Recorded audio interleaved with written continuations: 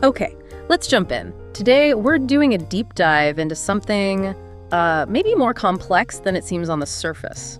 Running. Right, not just, putting one foot in front of the other, but what it's actually doing upstairs in the brain and the mind. Exactly. And we've got some really interesting sources for this. We're drawing from Run Today, a prescription for the brain and body. Which pulls together insights from Dr. Jung Sehee's book, The Brain on the Road, and adds commentary from one who walks with words. And what makes this so compelling, I think, is Dr. Jung's background. Yeah, definitely. She's not just a researcher. She's a doctor treating brain conditions, and she's like a serious marathon runner. That combination, the clinical knowledge and the personal experience, it gives everything this real weight, doesn't it? Makes you really listen. Absolutely. So our mission today, really, is to get beyond just running is good exercise. We want to dig into the why. Why does this expert see it this way? What does her perspective tell us about, say, neuroplasticity or maybe the traps of modern life? And this idea of effort, how crucial that is. It's framed almost like a prescription for living better in a world that's always pushing convenience. Okay, so let's start with the science part from the sources. The bedrock idea seems to be the brain changes. It's not static. Right. Neuroplasticity, that's the term. And the key thing is, this change isn't accidental. A brain that's just idle, not stimulated, it doesn't really change much on its own, right? Exactly. Change comes from the environment, from new stuff coming in, and really engaging fully with something, throwing yourself into it. And we're not talking fuzzy concepts here. The sources emphasize actual physical changes. Yeah, structural stuff, like the axons, the brain's wiring, basically. The synapses, which are the connection points, how different areas link up, the neurotransmitters, the chemical messengers. Running impacts all that. It's pretty powerful hearing a brain specialist recommend running for this stuff. Whoa, yeah. Dr. Jung recommends it for brain health, fitness, cognitive function, all the things you might expect. But she also really highlights the psychological side. Okay, like what specifically? What kind of psychological benefits? Things like that feeling of accomplishment. Even after a short run, you can think, okay, well, at least I got that done today. Right, a small win. Exactly. It builds confidence, lets you tell yourself, hey, you did okay today. The sources present these little boosts as like really important for dealing with modern stress. And that loops back to why Dr. Jung's perspective feels so convincing. We hear exercise is good all the time. It's almost background noise. But hearing it from someone who literally deals with brain diseases day in, day out, and who runs marathons, that's different. It feels like proof. It cuts through, yeah. You see someone living it, achieving something pretty demanding like a marathon, and it makes you think. Totally. Their success isn't just theirs. It becomes kind of evidence. It speaks to that person wondering, could running really help me that much? Yeah. It makes the potential feel real. Okay, so the sources then shift gears a bit, talking about a modern challenge, this idea of the poison of convenience. That phrase really stuck with me. It feels very relevant, doesn't it?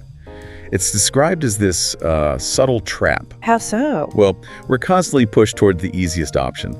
Companies make things solvable with a few phone taps, to get us to buy things more easily. And there's this narrative that easier always equals better, like it's innovation. Right. And the problem, according to the sources, is that once you get a taste of that super easy way, you start to become, intolerant of things that take time or real effort. Your patience for difficulty just shrinks. Pretty much. Which leads straight into this really core idea from the sources. Without effort, there is no health. Ooh, that's blunt. It is. And it acknowledges that changing habits, especially ones you've had for years, is genuinely hard. People often want a quick fix. They expect instant results and then just stop when it doesn't happen overnight. But the sources are really firm on this. No shortcuts. If you want real recovery, real long-term health, you can't bypass the work. Fixing bad habits or movement patterns, you just got to do it. Effort is essential. And running is presented as kind of an antidote to all that convenience. Exactly. It's described as primal, Yeah. One of those natural things we can do. Just moving. Oh. Feeling your breath, your heart beating, using your own body to move forward. No screens, no cars. Yeah, the sources frame it as getting back to our original selves, reconnecting with being alive through simple physical motion and will. That simplicity also connects to something else the sources mentioned, emotions. Ah, yes. Dr. Jung's comparison. It's pretty striking. Tell us about that. She says that running when you're completely out of breath, like gasping, it can feel a lot like having a really deep cry. Wow, like a physical release. Exactly, a kind of relief. The idea seems to be that the repetitive motion, especially when you're pushing yourself, helps process things. It helps the heart unravel, even if you're not consciously thinking or talking about it. It refines your sensitivity somehow. That's a really interesting idea. Using the body to work through emotions and thinking physically, the sources also push back on the idea that aerobic exercise is just for the heart and lungs. Oh yeah, definitely broaden that view. Sure, heart and lungs are key, but running benefits like your whole circulatory system, arteries, veins, the tiny little capillaries. Muscles too, obviously. Metabolism. Right, all the systems dealing with energy and waste. The point made is that it changes almost every tissue, even stuff not directly involved in the movement. It's like a full system tune-up. Then there was this other concept, necessary forgetting, which sounds a bit weird at first. It does, because we usually focus so much on remembering. But the argument is that forgetting is just as vital. Why? How does that work? Well, the idea is you actually need to forget some things, to remember the important stuff well. If you cling to every single negative feeling or memory, your mind gets cluttered. You can't process things properly. So running helps with that, letting go. That's the suggestion. It helps you shed just enough of the negativity the past hurts so they don't consume you. There's even a mention of someone running consistently for 10 years and feeling like free from being bogged down by old negativity. Okay, so we have brain changes, confidence boosts, emotional release, full body benefits, even help with forgetting. Yet, the sources point out the big paradox. Right. Loads of people still don't run. Which, as the commentary dryly notes, kind of proves we are not as rational as we believe. Yeah. And when people push back, maybe find it intimidating, the suggestion isn't to lecture them. But to inspire them by just doing it yourself, living it. Exactly.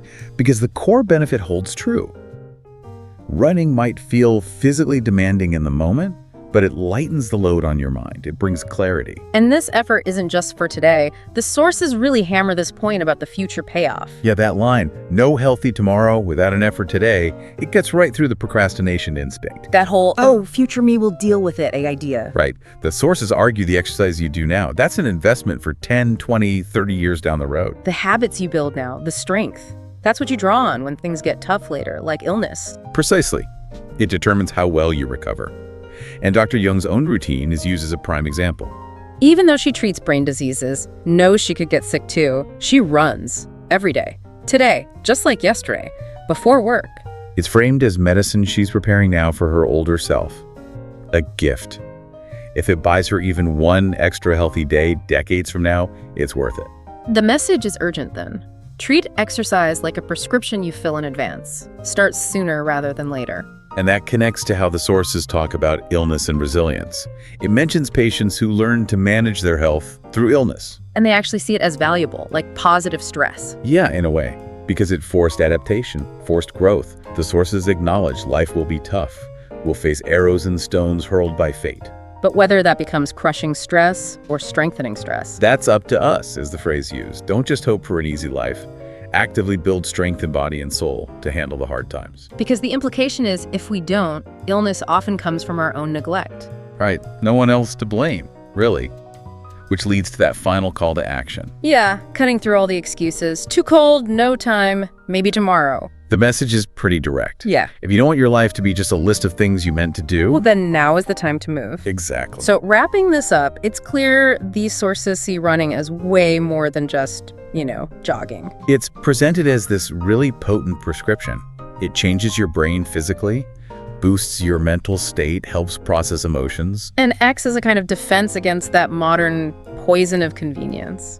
Underpinning it all is that need for effort now for your future self.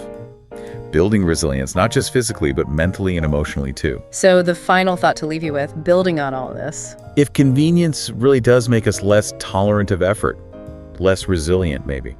Could deliberately choosing physical effort, something basic like running, be one of the best ways to build resilience against all kinds of challenges? Not just making your body stronger, but maybe making your mind tougher for whatever life throws at you. Something to think about on your next walk or run.